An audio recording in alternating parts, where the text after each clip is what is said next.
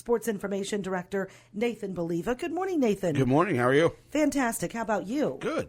Michael Blaesing with us as well. He's the Development Officer for Athletics and Corporate Relations at Monmouth College. Good morning, Michael. Good morning, Vanessa. Thanks for having me. Yeah, glad to have you both. It's time to set the stage for athletics is upon us. I think this week is practice week, right? Yeah, the football team arrives on Wednesday. That's their move-in. And then they have their first practice on Thursday. All the rest of the fall sports, except for golf, moves in on Thursday and then has their first practice on Friday. Hopefully the weather cooperates. It sounds, what you were going through, much better than last year. Last year when we arrived, it was 100 degrees, what the feels like up there, to where practice was, shut down in the middle of the day when the temperatures were too hot. So here in 80 and even up to 83, 84 is much better for the soccer teams, football, cross country, to tennis, to be outside and practicing than it was last year. So yeah, they'll get their first practices in this week. Matriculation for the freshmen on Saturday, and then next week we'll be talking about some exhibition games. Our first real live event is on the 30th, so still a couple weeks before then. Division III is allowed to start on September 1st, but when September 1st comes on a weekend, you can back it up to the Friday before. So this year we've got events going on the 30th and 31st of August, which is pretty rare. Okay. And Michael, you've got some events and activities coming up with the college as well, and the Fighting Scots Society, all set for a new year. Yeah, it's there's certain times of the year that are where there's a lot of anticipation, there's a lot of excitement. This is one of them. I mean, for me especially, just as long as I've been at the college, homecoming's always one of those weekends, Golden Scots, but like the anticipation of new students moving in. We've kind of seen them start to trickle in already. And then with obviously the bulk of them coming later this week, it's a good time, both for just students, but then also student athletes and Fighting Scots Society. It's everything's really starting to ramp up again. Okay. Tell us about the Fighting Scots Society. Yeah, so the Fighting Scots Society was founded back in 2010 as a way to kind of supplement the athletic office budget. It's just one of those things where in order to be a competitive program, especially at the national level, there's just more that needs to be done than just through the budget. And so we created this as a way to do that in a way for our alumni and friends to support athletics in a way that they might not normally be able to. And over those years, I mean, we've been able to do quite a bit with it, whether it's new batting cages for baseball and softball, new equipment in the Huff Athletics Center. We've been able to do new sound systems out at Peacock Athletic Memorial Park.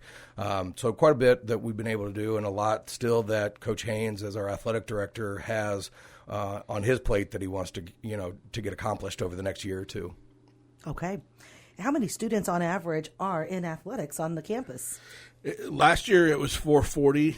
We'll get that number once we get through the first week of school and everything kind of comes in for that in the first week of September. We get all those all those official enrollment numbers. But yeah, last year we were sitting at 440 as far as athletes go. I know we were talking the other day. Greek Life also moves in early, and marching band is on campus. So it was said last week that almost 60% of the student body will be on campus by Saturday when matriculation comes in, because obviously you've got all the freshmen. The non-freshmen, I guess if you're not a freshman, you're not an athlete, you're not in Greek, and you're not in band, you don't move in until Monday, but that's just about everybody, right now it seems like with those. So obviously some spring sports people and winter sports people, won't be on campus, but a lot of others will. So yeah, it's very, very athlete dominated right now with the students that we have on campus, and that has us looking forward to quite a bit of things, especially here in the fall when we've got 10 different sports going at the same time. 440 students last year, and coming in this year, we're expecting between 725, 750 students, give or take, the final application process. that's a lot of students involved, over 50%. Yeah, it's a lot involved in athletics, and you got a lot of those from football. I think the last number when I was working on the roster last week, the last number for football was right around 120, 122 as far as that goes, and so there's quite a bit right there for the football team. But we've got some strong classes this year in some of the other sports too. I know there's double digits for both of the soccer teams coming in, and they're from all over. We've got a lot that are from local or from the Peoria area, but then men's soccer's got a couple from El Paso, Texas. Football's got a lot coming in from Florida, as they always do. Volleyball's got one from Michigan, one from Iowa that are coming in, one from Chicago as well. So it's kind of spread around there. I know cross country's got a couple from Missouri to go there. So it's kind of all over the place too, which is good to see. It's not just from one area. Okay. And as that relates kind of to the Fighting Scots Society, I mean, if you think about it, back when the Huff Athletic Center was built in 2003, I'm pretty sure we had 16 sports to fill that. And now we have 20, and at one time we had 24. So in terms of, being able to support those additional programs, that's another thing that when the athletic office budget didn't change a whole lot as we were adding new sports, the Fighting Scots Society was really nice to have in order to support those new programs. Okay. And as far as students, coming to Monmouth College, you mentioned some lovely states where people were coming from, but a lot of athletes, a lot of students in general are local. Yeah, there's quite a few that are local, and I think our coaches have done a really good job of flooding, the local area. And I think, having local student athletes on our rosters over the previous years, and the positive experience that they've had certainly doesn't hurt when new students are looking to come here. Yeah, and some of those sports are easier than others too. When you look at what's offered around the area, obviously with football, basketball, baseball, softball, your traditional sports. But there's some schools that have to co-op for different sports. There's some right in this immediate area where they don't have tennis, for example, or maybe they don't have golf, so swimming, if they don't have a pool, right, there's no swimming and diving at all the schools. So some of those coaches have to branch out a little bit, whether it's to the Quad Cities, in Peoria, Bloomington, or sometimes, out of state to get some of those, because that's where the competition comes in too, because we're obviously not the only school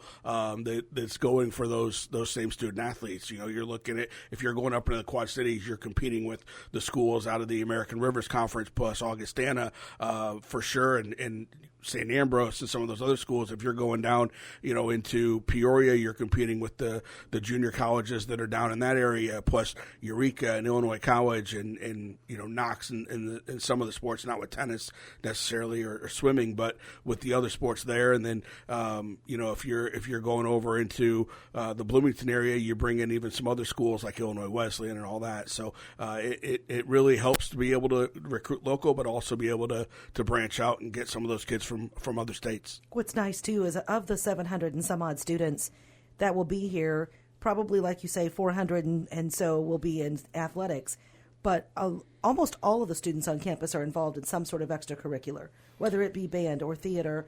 There's so many opportunities for them, and that's been key. Yeah, I think it's hard not to be. I mean, it's always been said, even back in my admission days, sometimes students maybe aren't coming here thinking they're going to be involved, but then they get dragged into something by their roommate or by someone down the hall, because our theater, for example, might need additional people to fill out, a cast, or they might need somebody, who sings a lot, on their own, but doesn't sing for our college choirs. But, hey, we need those numbers in some of those areas. And so it literally like, hey, my roommate, come and do this. You get drug into it. Next thing you know, you like it. And, you do it 3 or 4 years. Sure. Yeah, that's the great thing, too, about a small liberal arts college is a lot of the students are involved in 2, 3, 4 things. They might be in Greek life, plus they're a student athlete, or they're in choir, and then they're also in Greek life, or be a student athlete, or involved in student government, or, all those different things, too. And plus, think about how many of them work either on or off campus, too, so then they're mixing in a job with all their homework and school responsibility. So it can be a tough balance, but I think that's the part of the thing of being involved. It helps you obviously to meet people and get that full experience. And one quick story, this is just how this happened. So one of my classmates who played basketball came to Monmouth just to play basketball from the suburbs and started dating a girl at Monmouth who was in theater. She drug him to some of the practices, and next thing you know, he was doing some of the lighting and that kind of thing. Next thing you know, he's on stage, and he parlayed that into a part-time gig at doing commercials out in L.A. I mean, because he had the face for it, he had the personality for it, but he had no intention of coming to Monmouth and doing that. But there he was, and actually did it for about 10 years before kind of getting out of it and just kind of getting more settled down. So it can happen. So interesting. I know. What a small world, too. I love it. Okay, and Michael, also remind us about the academic side of our student athletes. Well, I'll let Nathan help with the actual numbers because I don't know the exact numbers. However, I will say last week I was talking with Roger Haynes, our athletic director, and one of the things that he's probably most proud of is that since we started this and since he was kind of AD as we started it, we've tripled the number of academic All-Americans, at least since 2010 and maybe a little bit before that. Yeah, it's an impressive number this year when you look at both conference and nationally. We had 178 academic all-conference selections, almost all those from the Midwest Conference, plus 5 golfers from the St. Louis Conference that were in there. We had 35 all-district selections for academic out of the College Sports Communicators. We had 7 different teams that were academic all-America selections by their coach or national associations. So that's volleyball, women's swimming, women's basketball, women's track and field, both tennis teams, and baseball. And then we had 19 individuals who got academic All-American selections by their coach or national associations.